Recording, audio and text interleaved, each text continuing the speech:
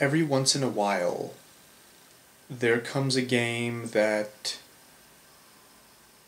bests all other games in a long time, that is profound, that truly morphs and challenges and opens up the entire medium to new areas that have yet to be explored.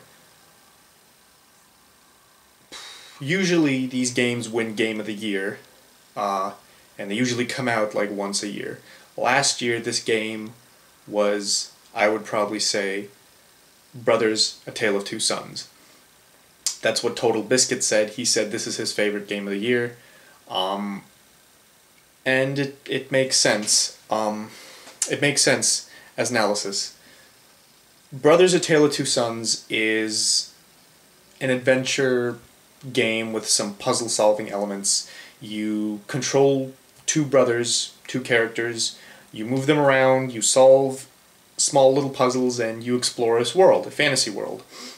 You know, you explore their village, you go off into the mountains and explore that, and they're on this quest where they're trying to find this big tree that holds some sort of magical salve that they need to use as medicine to save their father, who is ill, and this is the only thing that will save him, and that's why they're trying to find this tree. And it's done in this make-believe fantasy fairy tale setting, and it's pretty damn good. The face value of what you probably see seems pretty standard, pretty dull, just, oh, okay, you know, you have the simple, you know, character has to get from point A to point B, but that's not what this game is about. This game is about the layers. It's about the it's not about the story. I mean, it is about the story, but it's more about how the story is perceived. So first of all, this game is played. First of all, the game is played with a controller. Now I have to put that out there because it is built for the controller. You have a controller, you have two analog sticks, and you control one brother with each analog stick, and you just press one other button to get the brother to interact with an object. That's it. That's the extent of the mechanics. You move the brother to point A, interact with something, move on. The problem is that this game works very, very badly on keyboard. I played it on the PC, I played it with a keyboard and mouse, and I swear to God, there was times when I thought the game was unbeatable because there was shit that literally wouldn't work because of how certain keys work on keyboard and mouse. If it's not a mechanical keyboard, like you can't press too many keys at once, they won't register. I ran into that problem. I eventually fixed it by like resetting some of the keys, but the point is this game is really not meant for keyboard and mouse, and that's honestly a massive annoyance if you would prefer that thing. So if you're going to play the game, I would suggest getting a controller, borrowing it, hooking it up to your computer, and playing with that. Now it's a pretty short game, all things considered. It's a 4-hour game at most, and that's being really generous. You could run through this thing reasonably within 2 hours and speed run it in like half an hour, I imagine. 4 hours is really, really generous. That's if you really want to take your time and explore all the areas and sort of because the game, there's not much exploration actually. The game's pretty linear, but if you really want to take it all in as you go through, 4 hours. And that's okay. And so it's sort of like, it's the gaming equivalent of like a short story or a short film. And it's weird, short films and short stories don't really win, well, short films don't really win Best Picture of the year. But that's weird, because at least in gaming, best game, best picture, that type of thing, I think it's more of a question of, you know, what specific things did this game do so well that no other game did, not how much did the entire experience give you pleasure. Because because by that purpose, a game can just be fun and be ridiculously long, and then you derive all the quality from that. That's not what I'm talking about at all when looking at quality here. I think the quality of this game is derived from what it actually does. So another thing, just to introduce the idea, is this game is entirely visual and mechanical and atmospheric. Everything you experience through just seeing the world, seeing these brothers, seeing the characters, seeing what's actually happening, or interacting with the brothers, or just absorbing the atmosphere. There is no dialogue, right? No dialogue whatsoever. I mean, there is dialogue. The characters make sounds, or they speak in some sort of fantasy language, although it doesn't really sound like a language. It sounds more like some unintelligible mumbling. I think the one brother's name is Naya, and the other one's name is like Nae or some shit. I'm not totally sure about that, but in general, the point is there's no dialogue whatsoever, so you can't. It doesn't do what a movie or a film does, which is where they try to get you to connect with the characters via authentic dialogue and lines that get you to really understand what that person is going through. Here, they use visuals and they use mechanics, which is why this game I think is so profound, is that it uses the stuff that video games are supposed to use. It uses the stuff that video games have over any other medium, which is visuals and mechanics. And I would say games have have visuals over even film, because film, although it looks more realistic, it lacks visuals in the sense that there's always going to be jump cuts. You don't actually sort of experience the world as much as you do, or as much as you can within a game. So,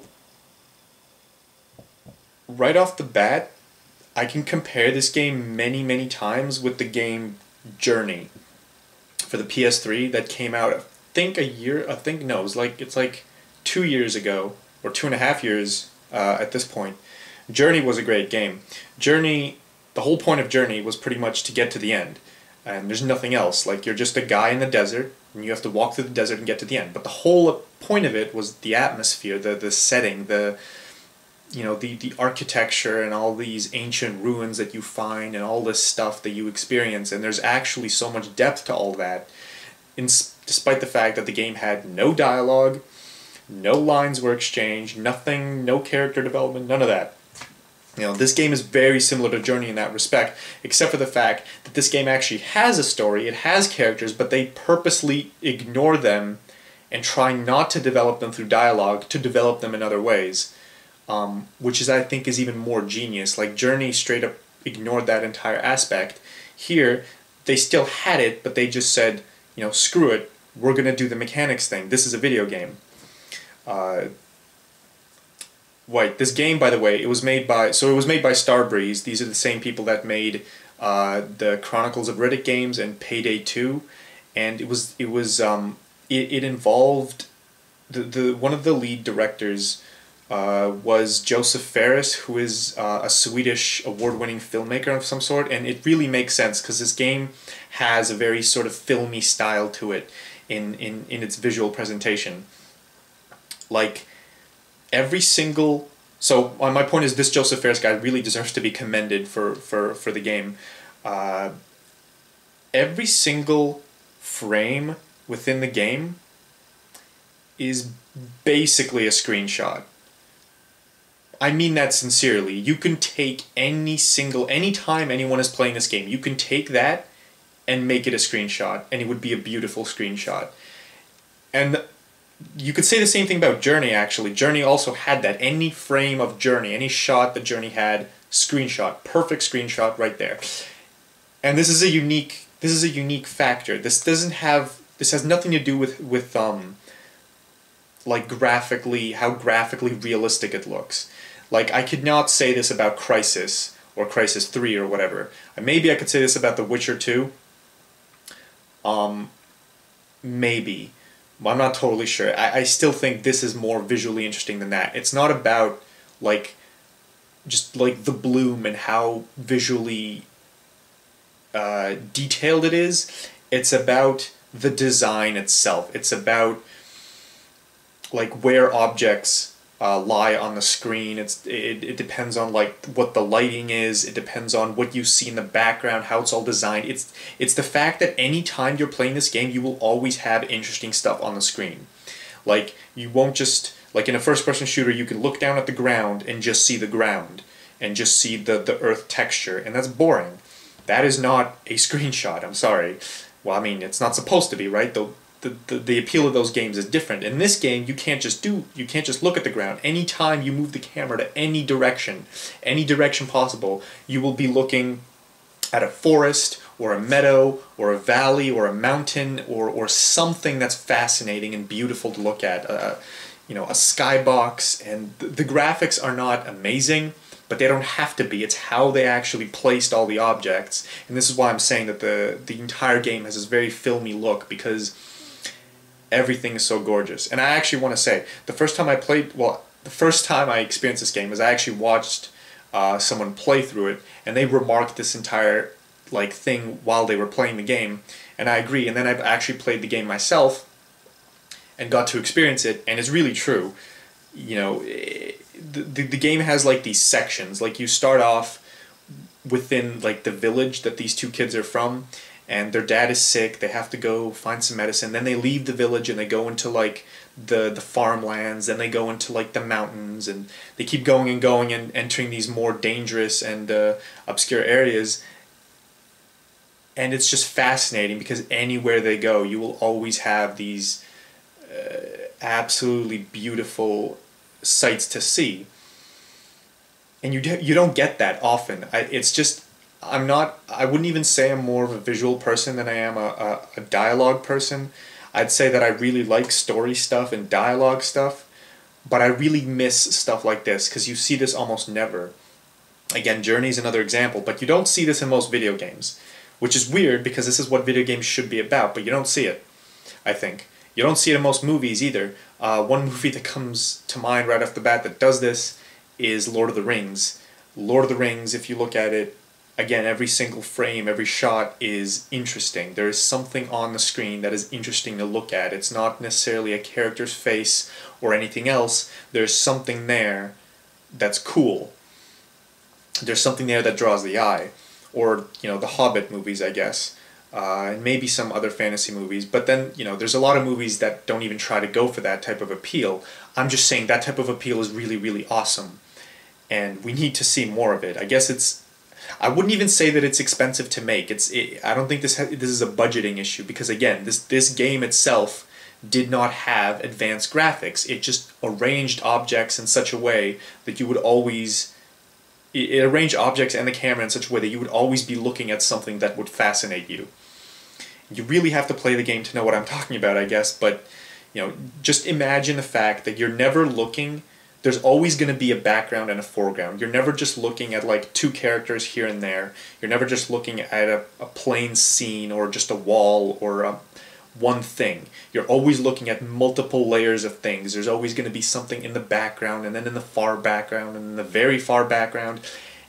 And that whole element is really cool. It really broadens the horizon and gives you a sense of the world and not just the game. A sense of world. And that's actually what I want to talk about next, is the fact that there is a really, really, real strong sense of world building here. You know, this is fantasy, right? This is like the whole game kind of plays like a fairy tale. There's a lot of little cutesy fairy tale things. I mean, it's less morbid than fairy tales, if you know how the Brothers Grimm wrote them. But it's fantasy, but it's different from traditional fantasy. Traditional fantasy, what they do is, you know, you'll do what Tolkien did, or what some other, you know, the George R. R. Martin with Game of Thrones did, or most everyday fantasy is what they'll do is they have this extensive, expansive world, and they want to tell you about all of it, or they want to tell you about as many aspects of it as possible, and tell you all the interesting events that happen in all these countries and all these continents and all that shit. This game didn't do that at all. This game was very quaint. I didn't mention that as a qualifier, but quaint is a perfect way to describe the game. It is quaint.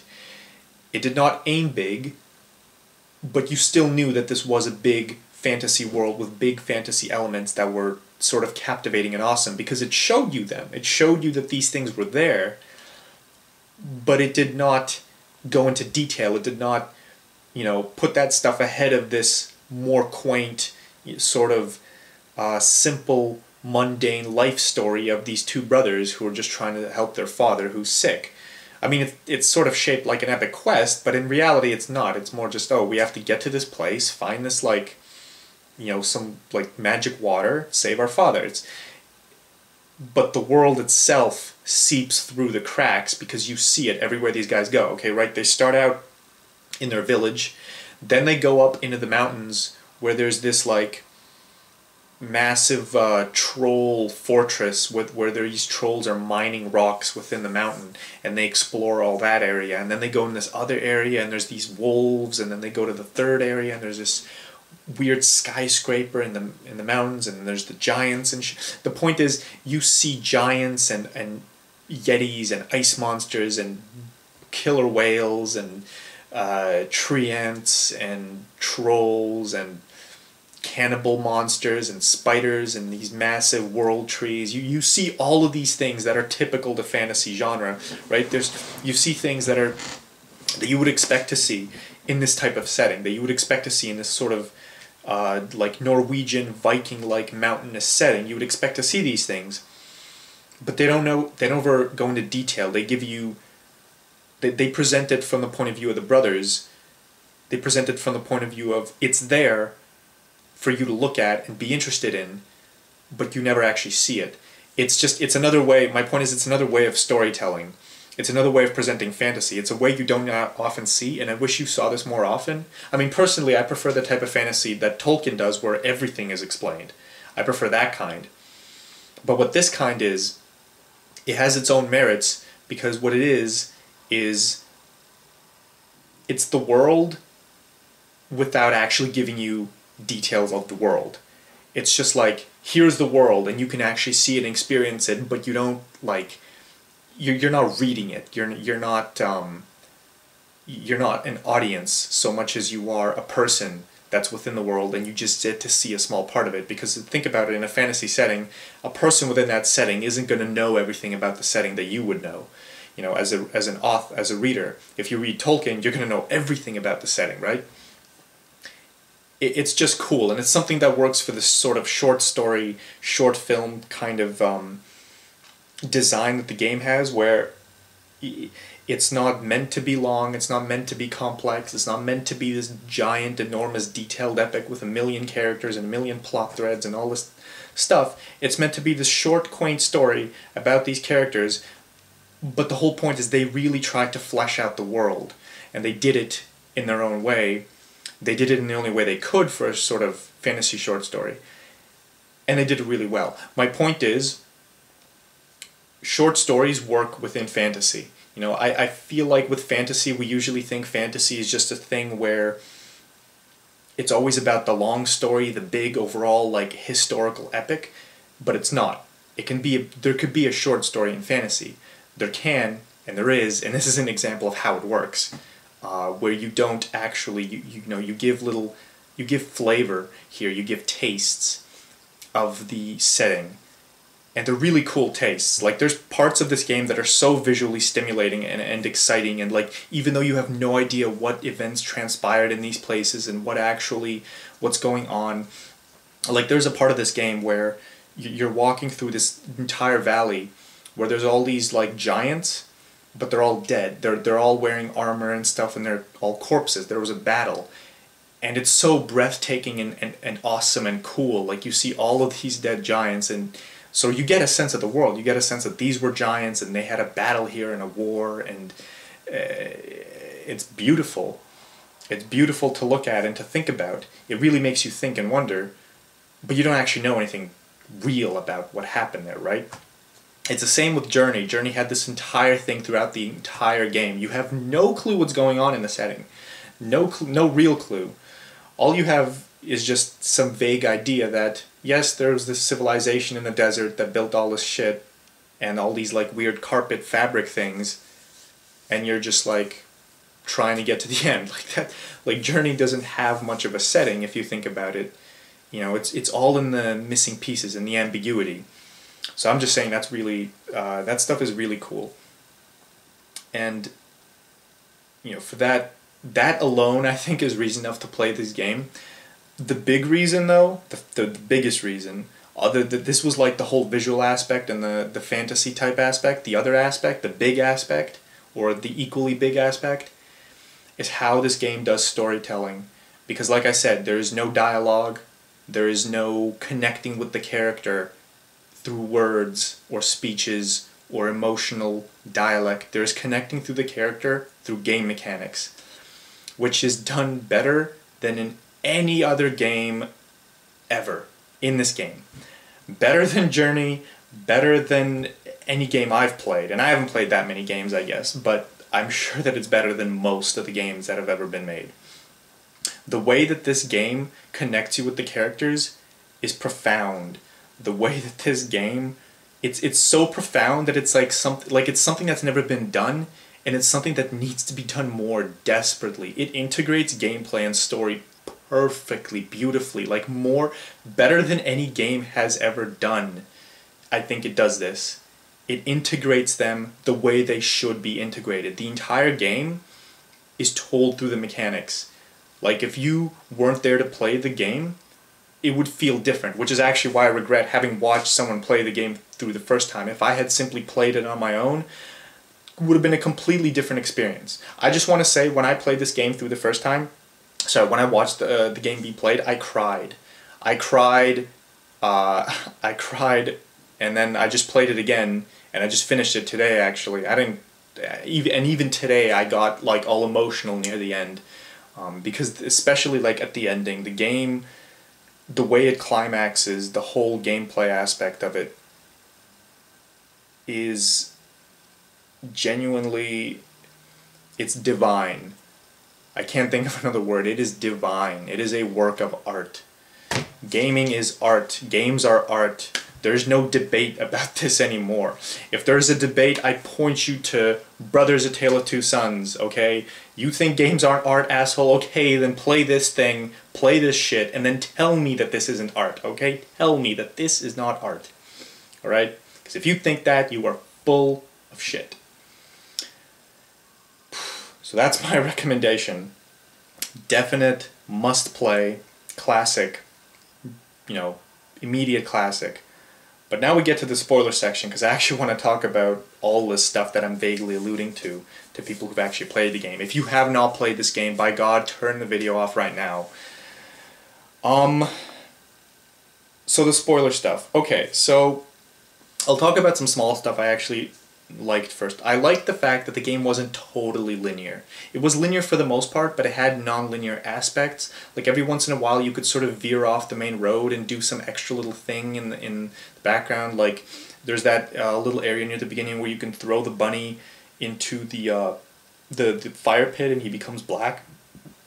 There's the thing with the sea turtles at the end where you can throw them into the water and then they meet their mother. There's the thing with the the crazy scientist in the clouds, and you can like play his instrument and he starts dancing. There's all these little things here and there that just added to the setting that were really, really cool. Those things didn't have to be there. The game could have just been linear. So that really showed this profound dedication from the developers, which I really liked. I just want to point that out, that stuff is great. That stuff should be there all the time. Extra features are cool. I want to talk about the individual brothers. Right, so the brothers themselves, in terms of how they play, are actually pretty different. There's a decent sense of personality between the two of them. Like, the game doesn't really emphasize, like, differences between character. It doesn't really develop characters. It more so develops the entire, just the arc and what any sort of person would feel if they went through what these people went through. But it does develop the characters to an extent. The two brothers are distinct. The older brother is more serious. He's all about, sort of doing the job, which is finding this tree, helping his father. Anytime you interact with an NPC, which you do just by walking up to them and, pressing the button, he always shows them the scroll with the picture of the tree or whatever, and he's like, oh, where do I go for this? And they point him in the right direction. He does that all the time. And there's very little other interaction that he has with people. and he's sort of like helpful. I remember right at the beginning, there's this like farm section, and there's a woman who's like sweeping with a broom, and you walk up to her with the older brother, and he starts sweeping for her. So he's like, you know, he's sort of older and more sensible and responsible and careful. The younger brother comes up to this woman, and he picks up the broom and tries to like balance it on his palm, like the silly thing, like, you know, what a kid would do. And the younger brother almost doesn't take anything seriously. He's always sort of joking around or doing silly stuff or doing mean stuff, you know, sort of joking stuff. He's a prankster. So I just thought that was cool. Again, all these little things that they added are really like interesting. They add flavor and make the experience realistic. Of course, you wouldn't notice this stuff if you didn't actually spend time to interact with the brothers. But my point, like, have the brothers interact with NPCs, but then my point is I take time with games like this, which is why I did that. Right, the other thing, the bench mechanic. The bench mechanic is a stroke of genius, I swear to God. I like the whole visual aspect of it, I already talked about, but this bench mechanic, like, makes it even better. You know, I probably should have mentioned this in the non-spoiler section. Whatever, the point was made, I think.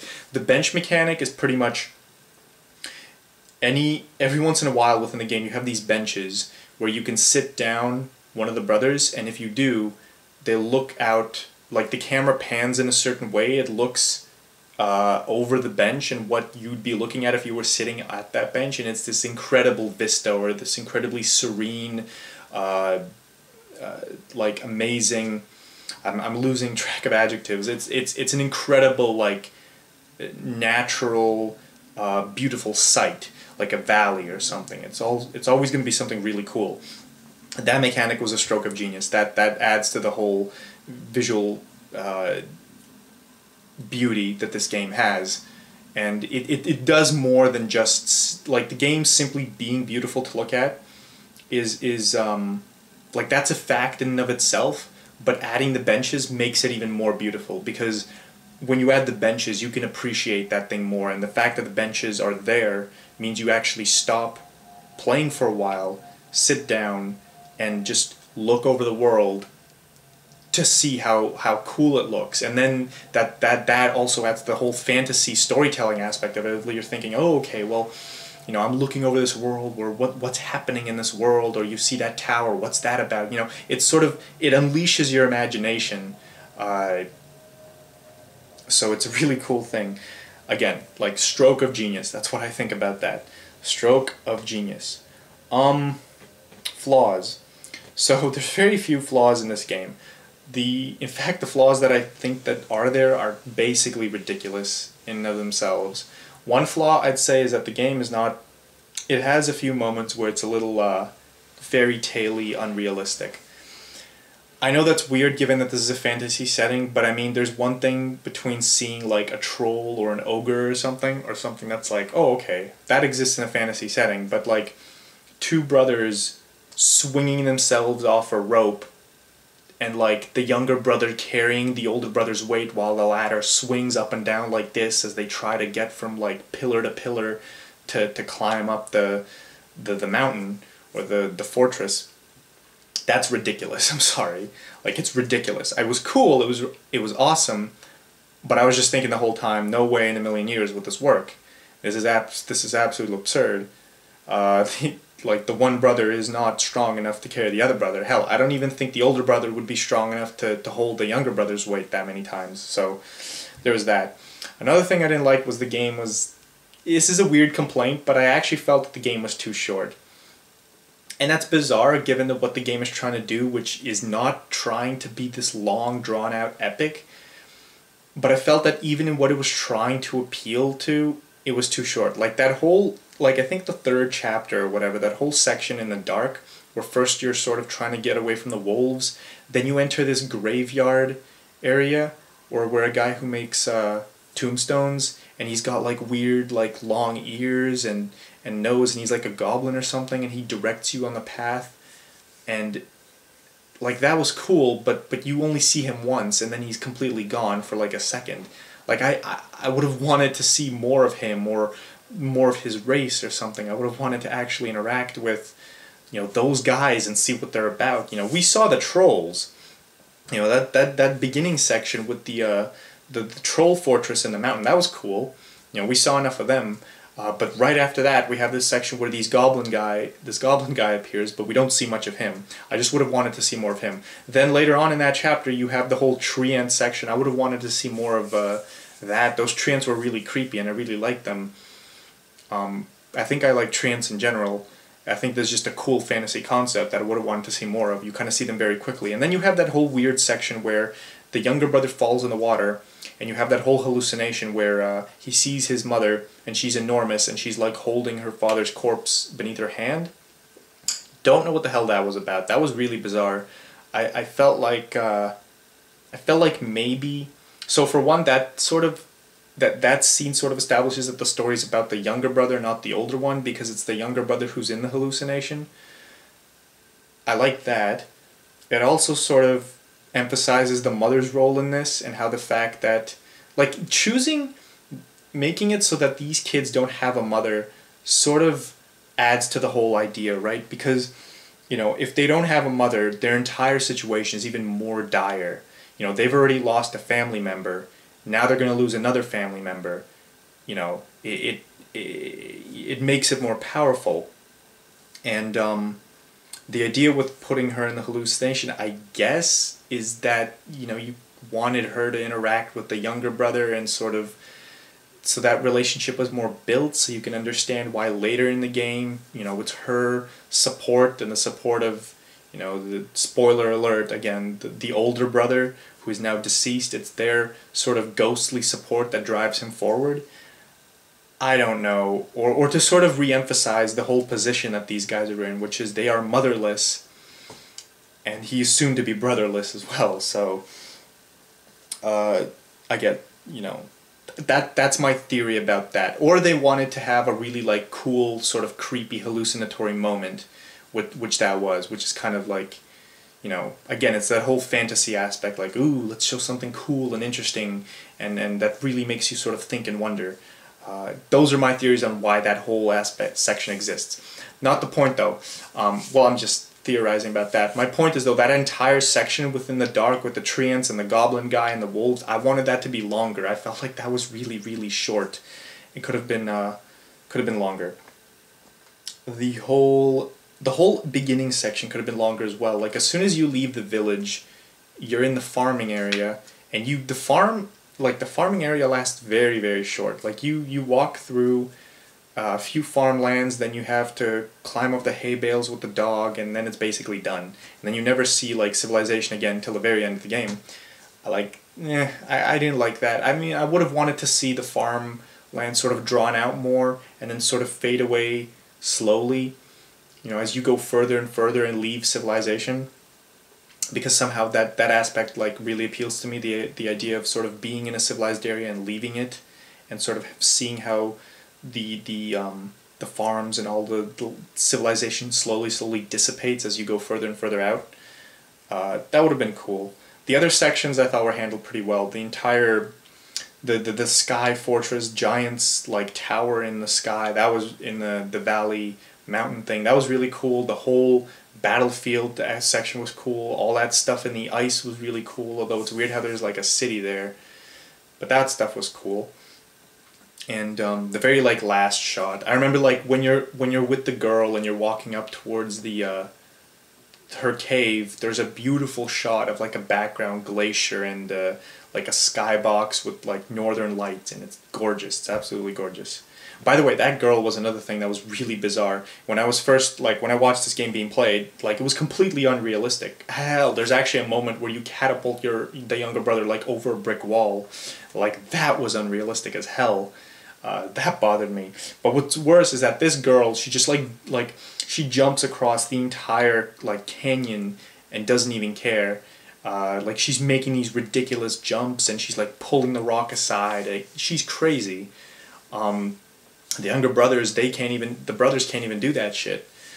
Luckily, the game justifies it because they explain it. Oh, she's actually like a evil spider woman. So okay. So at least it's not complete. It didn't completely throw logic out the window. Yeah, I guess that's the individual sections. I basically like them. Again, it's very hard to sort of criticize this game because the point of the game is to not give you a taste of everything. And the reason a game like this has so much nostalgia for someone like me is because I want to see more. I want to see more of the setting. I want to see more of these giants and their war and these farmlands and these hills and these rocks and these mountains. It's all really interesting to me. I want to see more of it, but criticizing the game for not seeing more of it is almost unfair because the game isn't supposed to show you more. It's supposed to show you a small amount. Granted, I still think that what they tried to show you, they failed on within that third chapter with the wolves and the goblin guy and all that stuff. That, I think, was too short no matter what. That was plain, like, they screwed up with that one, I think.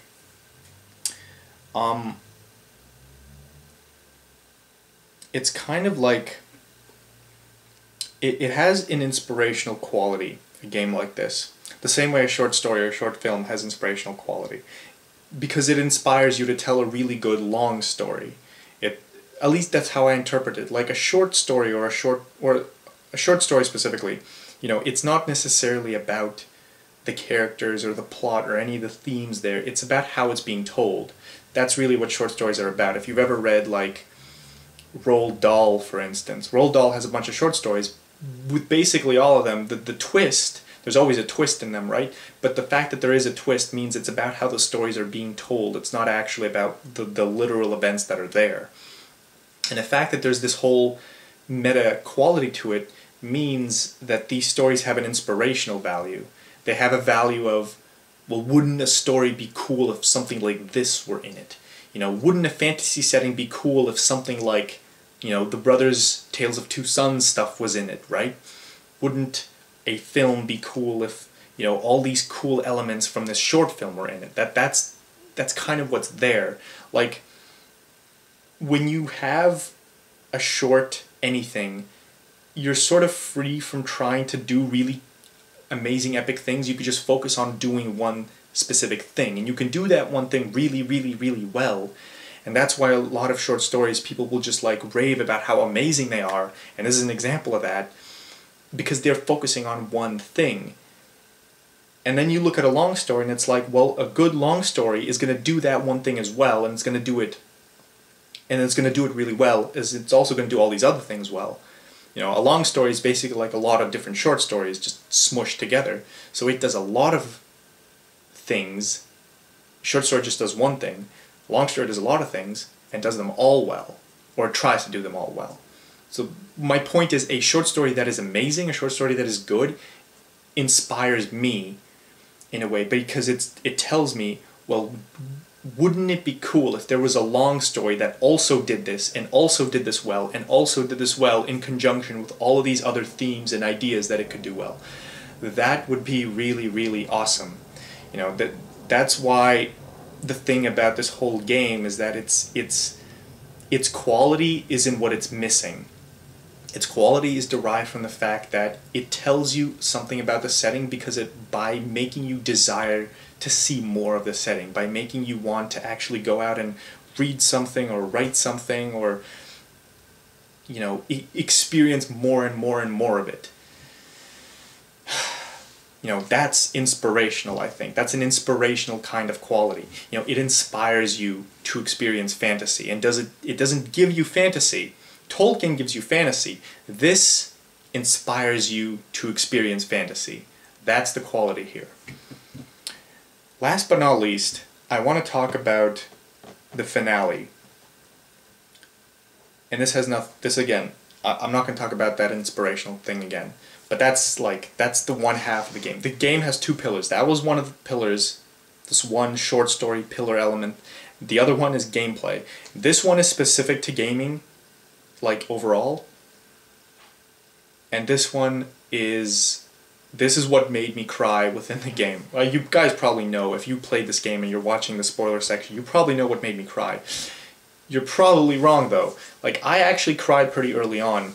When the older brother died, I was already pretty sad, because, the game doesn't sort of just like show you, doesn't just tell you, oh, he's dead now, you know, you have to deal with it. No. The game forces you to actually go on and play without the older brother after that. It forces you. You know, first of all, you have to climb around that tree. That's fine, whatever. But then you have to go down. Your brother's dead. You have to drag his body into the grave and then kick the dirt into the grave. Like, it is... And he moves the body so slowly, and when he's walking to it, he's, like, really sad. That made me cry right off the bat. I was crying at that point already, because that is exactly how a powerful death should be handled in a game, right? This is how you get the audience to experience it. You can't do this in a film. You can't do this in a book. I mean, there what you would have to do is you would have to use clever things like dialogue and literary devices. Here, you make the audience experience it by contributing. That's what video games do. That's what they can do. That's what they should do, at least.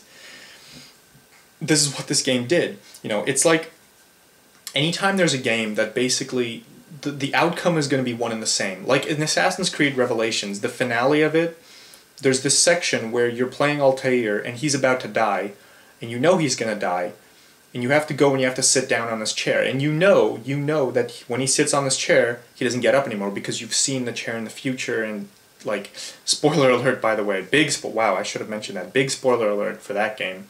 But you know Altair is going to die because you've seen the chair in the future and you see his corpse in it, so you have to walk to the chair and, you know, sit down and die. And you know this is going to happen, but as a player, it's like, it's so much more profound because you're not seeing a cutscene of him going and sitting and dying. You are making him do it. You know, it is you that is within his shoes in that moment. It is you that is the old Altair that is walking slowly, you know, hobbling towards this chair that you will sit down and die in because you cannot live anymore because you're like 89 years old. You know, that's you. That is your experience. That is not simply a character. And that is how a game connects you with the story. That is how a game connects you with what's going on. Like, the story in this game is pretty simple. I've already mentioned it. It's just two brothers need to save their dad. It's really fucking plain. But how do you connect us with it? You make us do it. You make us do the hard parts. You make us do the painful parts. You make us do them. You make us do them unflinchingly so that we understand what it means. We're not just seeing it through a cutscene and we're like, oh, his brother died, that's sad. No, no. First of all, this wasn't just a brother. This wasn't just his brother. This was part of us. This was us, because we controlled this brother. We made him do stuff on the screen. We controlled him. We clicked on... Well, we didn't click on him. We moved him with the analog stick. We used him to climb rocks and shit. We interacted with the younger brother. He was us. This was us doing stuff. And then they kill him, and then they make us bury him, and that is still us. That is part of us that has died. That is not part of that is not the character's brother. That is not just part of the setting. That is part of us that has died. This is our experience that has amounted to this. And then making you bury the brother like that, and it done so slowly because, you know, that would be authentic, right? It really makes you feel it because it brings you into the situation. It's like you're the one burying the brother, not just this brother. You know, and it's, okay, well, it's obviously better than, I guess, genuinely burying one's brother in real life. That's probably a lot worse. I wouldn't want to experience that. You know, here, you vicariously experience it through sort of the lens of a fictional character. That's perfectly fine. That's how I think, you know, painful experiences should happen in general, is that they should happen vicariously. Not well, I mean, like in a utopia, they should happen vicariously, right? So, that itself was powerful, and I was already crying here. When the climax happened, like 10 minutes later, I was bawling. I was absolutely bawling, and I wasn't even playing the game. I watched it being played, and I was absolutely in tears when the finale happened. First of all, the game is really subtle about it. They don't make it happen immediately. You know, after you bury the brother, like that's already like 10 minutes where you're just playing as the younger brother, Well, the older brother is dead. You know, it feels so bizarre because you've just played the entire game controlling both these brothers, and now one of your hands is just worthless. You don't even use this hand anymore. I'm just using this hand now because I'm using the other brother. And when the hippogriff like flies you back, and by the way, when it's flying you back, you have the montage of like all the cool shit that you've been through as on your journey, which is really cool. Just want to point that out.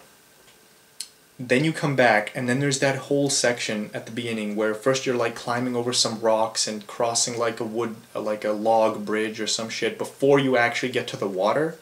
Before you get to the water and have the cutscene with his mother, before that, there's a small section where you're just controlling the younger brother. I think the fact that that's there is actually really important because it sort of gets you used to the idea that you're just playing as the younger brother now, which is weird.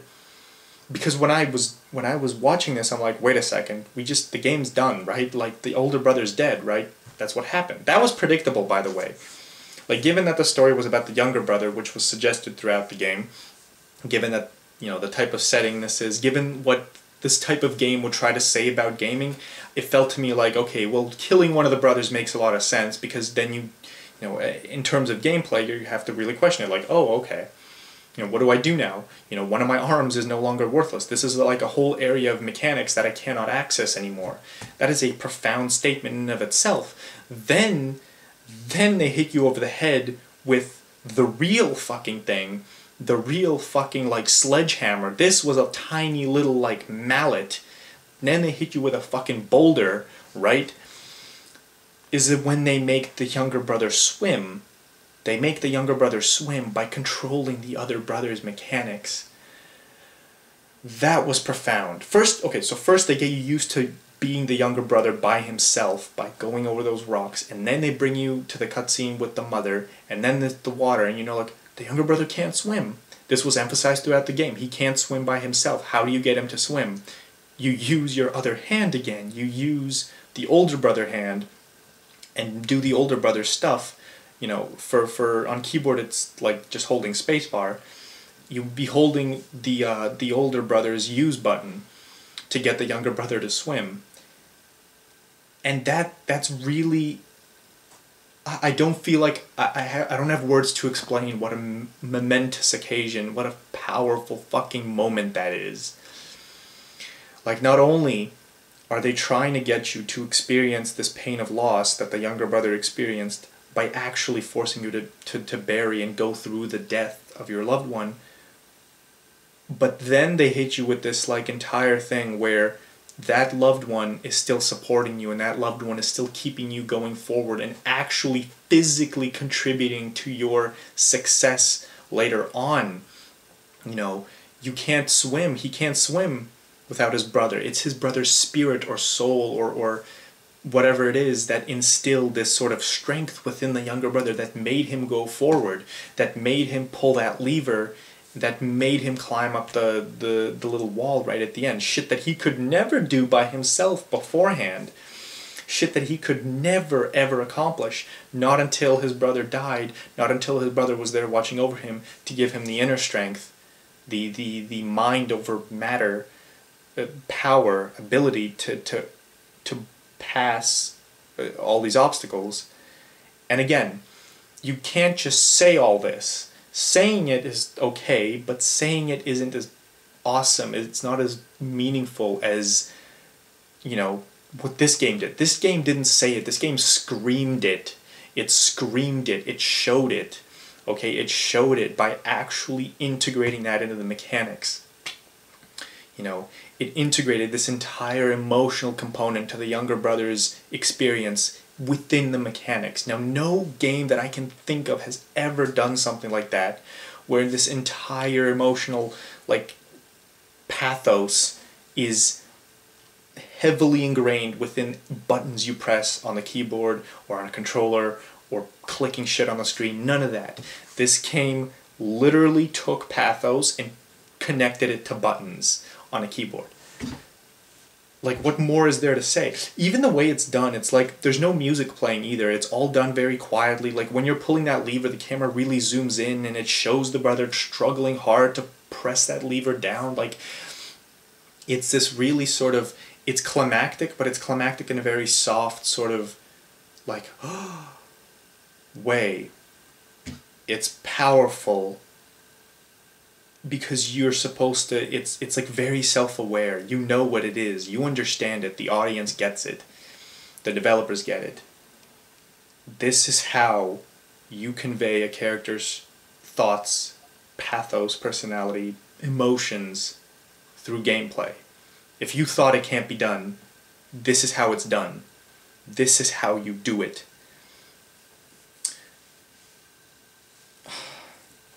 So, what I guess I'm trying to say is that I really, really hope or look forward to, or I wish that other games do something like this in the future. That, because it's just awesome. You know, what if Brothers: A Tale of Two Sons is like the new standard for gaming? I mean, it's probably not going to be for a while, but it should be. This is the type of stuff that we need. This is the type of stuff that the industry needs, that the medium needs.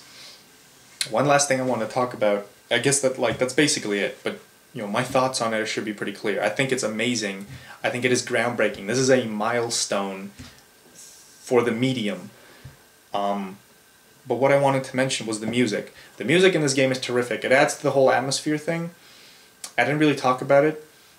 I just want to mention how the music in this game is very sort of iconic. It's like, I mean, it's not really one track, but it's one sort of, every single track is a little bit different, but the actual theme is repeated over and over again. You have the same like violin notes, which are sometimes replaced by this sort of very high-pitched like female chanting, like like it's just, I'm not going to try to do it. I can't sing, but you'll recognize it if you play the game. Like the music, the theme is recycled throughout the game, which is important because recycling a theme, it only happens in certain moments, in certain sort of melancholic, sad moments throughout the game, and the game has this whole melancholy thing going on. I just want to point that out, that saying like, you know, music design that does that is really, it's really cool because it, you know, it's in a situation like that where music itself cuts deep into the thematic structure of the work, of the narrative, which I think happens here. Lord of the Rings, again, I mean, it's another example where you have themes that are recycled from time to time because they give you a sense of what's going on thematically as well as visually as well as physically. It's the same thing here. So that stuff's really cool. And the last thing I want to talk about, the very last thing, was the very last shot. The very last shot of this game, you have, you know, the mother's grave, you have the father and the younger brother. The father's now fine, he's been cured, he's standing at the grave, and they have that other tombstone for the older brother, and the father just breaks down in tears, and the younger brother, who's now sort of matured and he's stronger now, just sort of looks up morosely into like the distance, and the camera just pans away from him into the sky and goes forward and looks out over the valley. It's really cool. I sort of like, it's nothing like particularly super special, but I really like the shot. I think it's a really good shot because you have the whole, like, again, the whole visual aspect of it is like, oh yes, the fantasy aspect, the fantasy world thing is still there. So I think it's a pretty good shot, but the real climax of this game, you know, you know my opinion at this point. This game is a must-play, definite classic. Love the hell out of it. Definitely buy it on Steam. That's what I'll say. That's it for now, I guess. Thanks for watching. GG.